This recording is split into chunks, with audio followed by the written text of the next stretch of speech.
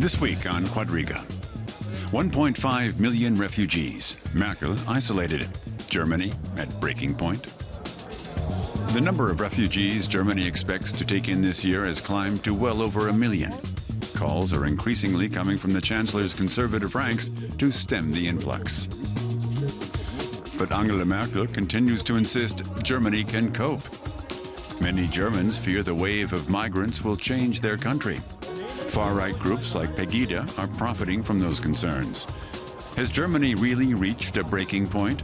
Or are the refugees being used as pawns in political power plays? Coming to you from Berlin, Quadriga, the international debate. Your host this week, Peter Craven.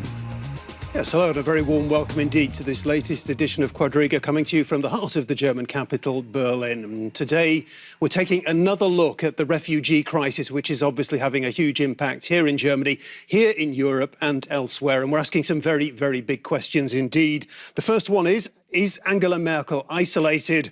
And also, is Germany at breaking point? Now, to discuss those two questions, I'm joined here in the studio by three excellent guests, observers, analysts. Let me introduce them to you without any further ado, beginning with Alan Posener, who is an Anglo-German author and regular commentator for the Berlin-based Die Welt newspaper. He says Angela Merkel is alone because she acted rashly. Germany can absorb more refugees, but it may be getting fed up with Angela Merkel. Great to have along also today Christoph von Marschall. He is the senior diplomatic correspondent for another Berlin daily, that is the Tagesspiegel. He believes Germany is facing a cruel reality check. It's got to learn to do pragmatic but unpopular things like sending rejected asylum seekers back to where they came from. And also a very warm welcome indeed to Abdulaziz Ramadan, a journalist and activist from Damascus who is now living in Leipzig here in Germany. He was arrested several times and forced to break off his studies. He left Syria in 2011. Abdulaziz says over 1 million apartments and houses are empty across Germany. The municipalities have received the money they need to respond to the crisis, so the means to help people are in place. And Abdulaziz Ramadan, I would like to begin with you, if I may. You're here today with us, fit and well, which is a good thing too, but I would like to ask you about your family. What can you tell us about your family in this crisis? Well, in the crisis, my family, like any other family, any Syrian family, had to flee from the country because there were no safe areas anymore, not because of economical reasons, other reasons, but you could be safe in your own house because a bomb could come from the sky. So my family, obviously, parts are in Syria, there are some parts here in Germany, and finally, the family members who arrived to Germany, they could send their children at least to school. Now, a lot of people coming from your country, Syria, and are people who are fleeing other countries like Afghanistan and Iraq and many other countries besides, they view Germany as a country, as the promised land. They view Germany as you're smiling, as a land of milk and honey, quite literally, yeah? Are they right to do so? Well, I cannot speak about the refugees from other countries, but when it comes to Syria, I believe Syrians don't have this picture about Germany because we had a good life in Syria. Syria has economical potentials. I mean, we have agricultural potentials, industrial potentials. It was about not about economical problem that Syrians now in the current situation are coming to Germany or other countries. It's just about a safe place to have their children in since they have stability rebuilt in the country. This is the reasons, main reasons for mass refugees in Syria fleeing to Europe in the current circumstances. OK, before we move on to the other two gentlemen, I'd just like to ask you a third question. What's your view of Angela Merkel in the current crisis, in the current situation? I think Angela Merkel, she is, I mean, the initiative she is doing, she is trying to make an international initiative for the first time, like led by Germany, to do a positive thing in the very complicated conflict that concerns not only Europe, but most developed countries, US, for example. What she is doing now, it's brave, and I believe Germany has capacities. And what Merkel's point of view is like she's counting on her own people to understand her initiative first.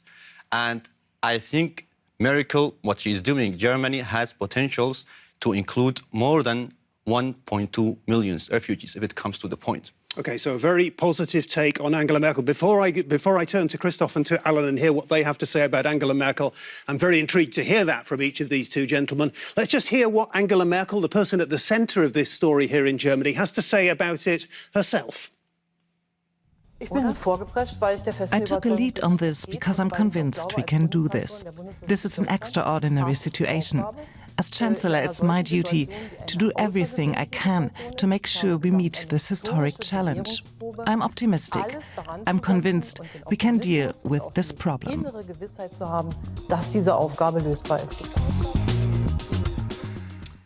Alan Posener, Angela Merkel has, on behalf of Germany, metaphorically opened her arms to the rest of the world. Hundreds of thousands of people have begun coming to Germany. We've even heard commentators suggesting that Angela Merkel ought to win the Nobel Peace Prize. According to some people, including the man on my left, she's getting more or less everything right. Why are so many people here in Germany disillusioned about the Chancellor? Why are you so disillusioned about the Chancellor? Well, I think it's because basically she's gone over the heads not only of her own cabinet, her own party, the German Bundestag, her European partners, to present herself as sort of the mother of the world, Mother Teresa, as I think a German magazine put it recently, to the whole world. And Germany can't do that. And she's doing this, although, in fact, she missed all the opportunities she had in the past 4 to 5 years since the Syrian conflict erupted in 2011 to do something about it there, to help Turkey, for instance, cope with the refugees, to help Jordan cope with the refugees, to do something to pacify Syria while there was still time by joining the coalition which the United States put together with moderate Arab states, and so on and so on. And now suddenly to present herself in this situation which she herself has led to as someone who knows the way forward, it's just not believable. And I think many people realise that she's playing a role which she doesn't deserve. Christoph von Marschall, do you agree? Slightly, I agree with Alan, and we all have the impression that Angela Merkel is not really in a managing position. That's not only her fault, it's also the situation. Clearly, we don't know how this dynamics will unfold, and we don't know whether tomorrow 10,000 or 15,000 or 5,000 will coming. We don't know how many people in December will be coming or not coming. And clearly, we have here to have a very steep learning curve. At the moment, I'm sorry to disagree with Mr. Ramadan. I don't think that the German communities have the means to accommodate all those people. And also, one of the problems is that the people who are coming and seeking refugee here in Germany, they are not following the administrative rules. I mean, they are 30, 40% when they are disappearing from chains. You sound very German there. They are not following the administrative rules. These are in very troubled times where administrative rules possibly simply don't count. I think so, that they do count. If you want to manage, let's say, 100,000 people, and these people are expecting, they want to have a roof over their heads, they want to have food, they want to have a place where maybe in a few days their children might go to school. There has to be a certain order. Only the German authorities know where these places are. And if they give them direction and tell them, you know, if you go now to Duisburg, there we have a place for you and your family, they should do that. And refugees always did that. I lived 8 years in the United States. Nobody who is a refugee would dare to do something different than the US authorities would tell them. They would be very thankful that they got refugee. And if 40% of those people are just going somewhere else where nobody is waiting for them, this just creates chaos and it doesn't help those people. The big question being asked in Germany at the moment is, does Angela Merkel have a plan? Yes or no? She can't have a plan. She can only have a philosophy, because, as I said, you can only have a plan if you know where you are in a moment A and you know where you want to go in moment B. But if you are not managing the dynamics which happen between A and B, you can't have a plan. You might have only a philosophy. And Angela Merkel's philosophy is, I'm in this role, I'm the chancellor. I can't have a negative attitude to this, because if I say we have a negative attitude, then nothing will be solved. So she says, I have a positive attitude, we can manage this. But of course, we all hear that she can't give answers to all the questions, very practical questions, which are raised. OK. Christoph von Marschall says Angela Merkel does not have a plan, that she cannot have a plan. The question is, does she have a plan? And some people say yes. Yes, the Chancellor has a plan with two different faces. On the one hand, she upholds the right to political asylum and calls for humane refugee policies. Her government is allocating funds to accommodate the arrivals. On the other hand, she wants to limit immigration. Those who don't qualify for asylum should be deported more quickly. And Merkel is calling for stricter controls of the EU's external borders to discourage illegal migrants. She wants to boost aid for crisis regions. Syria's neighbors, Turkey or Jordan, are to receive more support so they can care for the millions who have fled the conflict there. And the Chancellor wants other EU states to help shoulder the burden of accommodating the refugees. For her, Germany is setting a good example. It's interesting, Christoph von Marschall. I've just realised that I've got a von Marschall sitting next to me. We talk obviously down the decades about the Marshall Plan, which was so very effective. All Germans agree on that. Yeah, you've heard it now. There is a Merkel plan. Yeah, but that is not really a plan with details how we cope with all these problems. And what we first have to do. We have a lot of asylum seekers which don't have the right to seek asylum in Germany, for example, from the Balkans. And we need to be very strict with them. People from Albania, Serbia, they have to go back in order to have place for people who really need our help, like people from Syria. I'm very happy that, for example, Mr. Ramadan is here. But when he said, well, there are families coming and so on, no, the pictures which we are seeing, they are mainly young men coming. And when I say we need a very steep learning curve, German society starts only to understand for every young 25-year-old Syrian we are taking in, over the next year, there will come 3, 4, 5 other people. The husbands or wives, the children. And so I'm also not so sure that everybody in Germany would believe if young men are leaving Syria and leaving their families there, that these are not safe places. You wouldn't do that if you have a family. You wouldn't leave your family in an unsafe place. Well, I think I would like first to comment on if Merkel has a plan or not. I think she has, because if we observe the EU politics since the conflict started, it was always reaction. Europe or US never took the actions. Now, what I see in Merkel's plan is that she is trying to change the reaction into action, into taking action. And these movements in Europe, what she is trying now, she was France yesterday with Holland, she is just trying to now take the lead and take actions and foresee what's coming.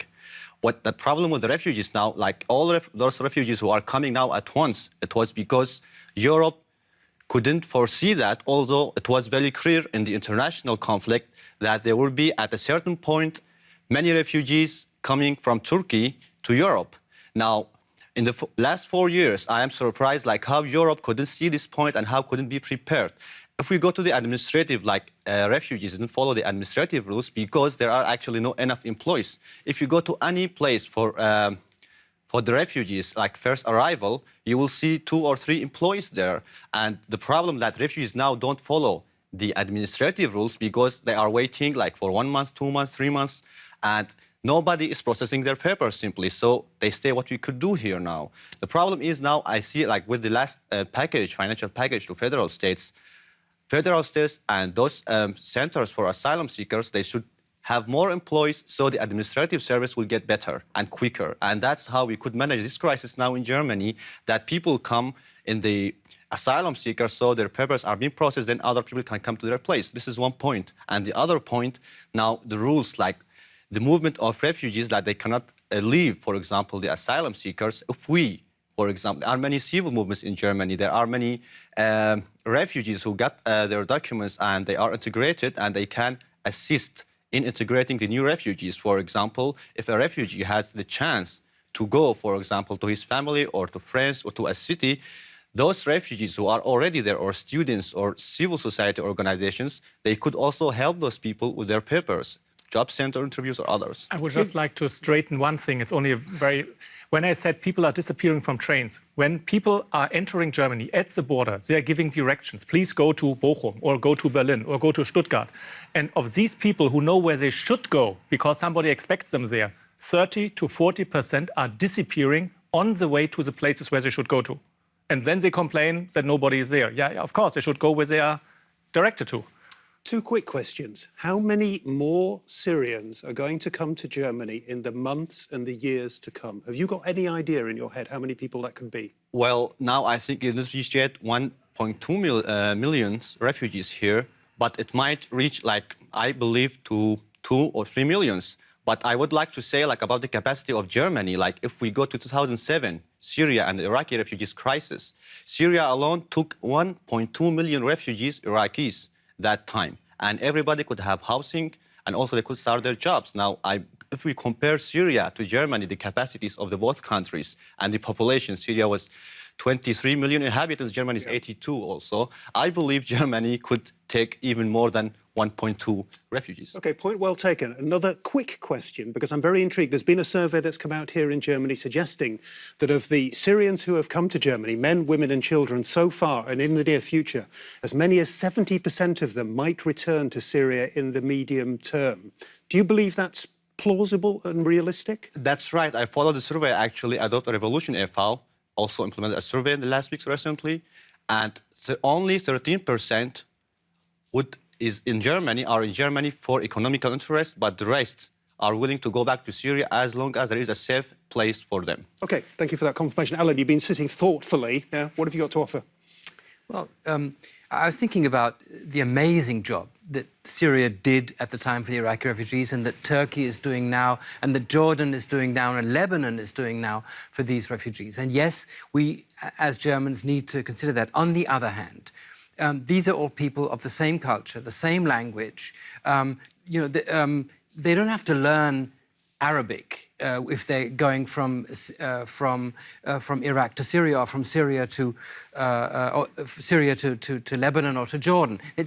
And even if they go to Turkey in the south of Germany, people will speak Arabic for them. So, it's not the same thing. There is a cultural divide. We have to accept that. If we don't accept that this will lead to problems, that there's going to be problems in schools, there's going to be problems with people not getting chances that they deserve because maybe, they trained as a doctor in Syria, they're qualified people, but they can't talk to patients and so on. This is, you can't just pretend that there's not going to be a problem here. There is going to be a problem. OK, problems. One of the big questions we're asking today is Germany reaching breaking point? Germany's Vice-Chancellor, Sigmar Gabriel of the Social Democrats, has come out and said we're quickly hitting the limits of our capabilities. The question, is Germany reaching breaking point? Here we go. Yes, Germany is at breaking point. Thousands of refugees are arriving every day, many of them unregistered. Regional and local authorities say they can't deal with them all. Shelters are understaffed and filled to bursting. No wonder ethnic and religious tensions erupt into violence. With so many people coming, aid organizations say it's impossible to integrate the new arrivals properly. And many Germans are worried about the effect on the country's future. They fear competition for housing and jobs.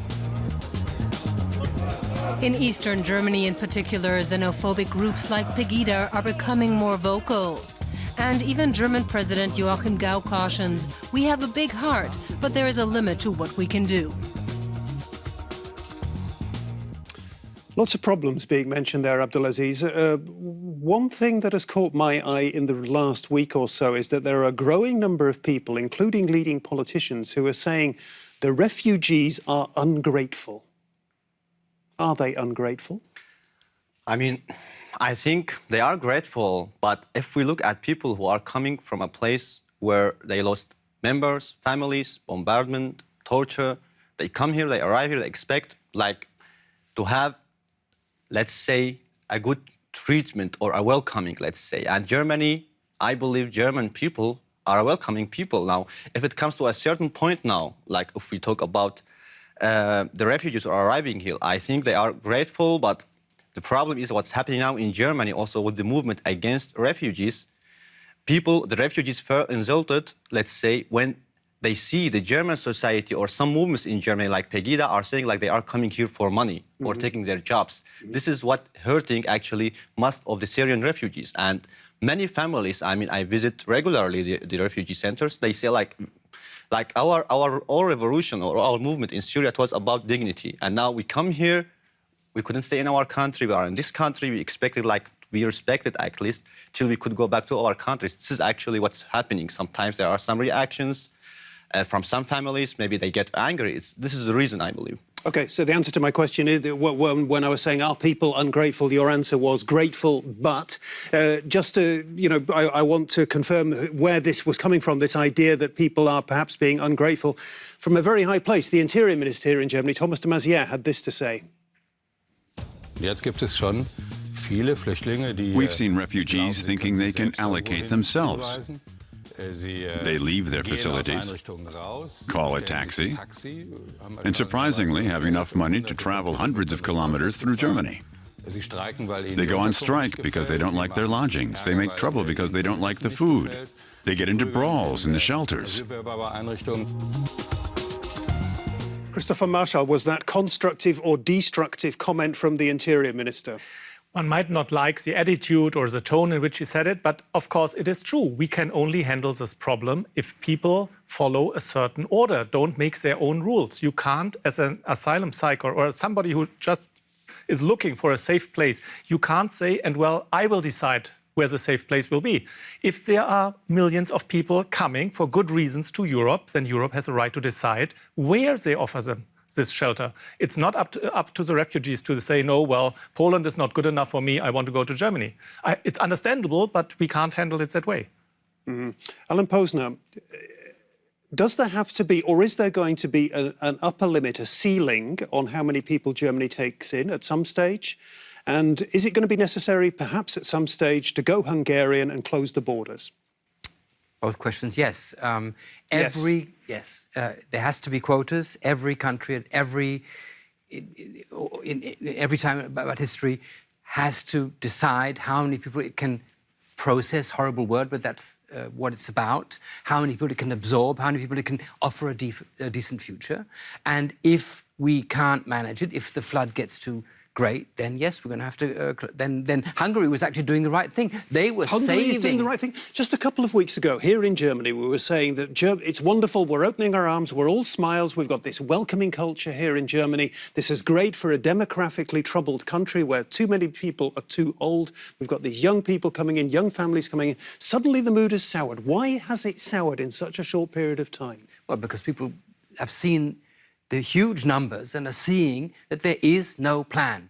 You know, it's all fine for Mrs. Merkel to go on TV and say, we can do this. But she's not sitting in front of of thousands of refugees trying to give them papers and sort them out. She's not sitting in a class with kids who stare at her with big eyes and can't speak a word of German. She's not in a refugee center. Who are traumatised by war. Yes. Germany has a duty to take people like this in, given its history. Well, I'm fine with that, if it was only that. But it's people in refugee centres, for instance, Sunnis saying to Christians that if they don't, on Friday, if they don't get up their prayer mats and pray according to Muslim rites, that then they're going to get beaten up. That's not what we want. And people have to deal with that.